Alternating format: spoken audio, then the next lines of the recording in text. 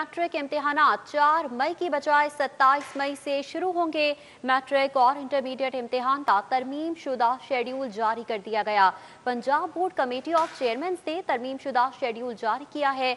नहम जमात का इम्तिहान 12 जून से लिया जाएगा, जबकि इंटरमीडिएट पार्ट 2 का इम्तिहान 30 जून से शुरू होगा।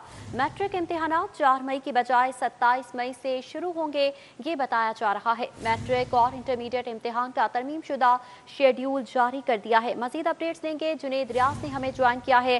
जुनेद रियाज, बताइएगा इम्तिहानात में डेट एक्सटेंशन की क्या वजूहात बयान की जा रही हैं?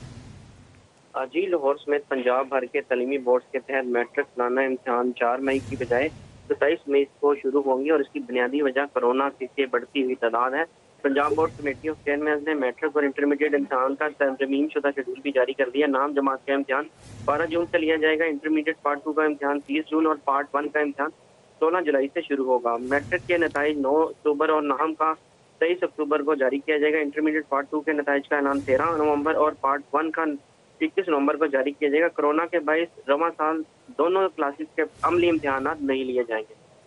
जुनेद रियाज, ये बताइएगा कोरोना की तीसरी लहर में हम देख रहे हैं रोज़ बरोज़ केसेस में इजाफा देखने में आ रहा है, तो इस हवाले से क्या मजीद एक्सटेंशन दी जा सकती है?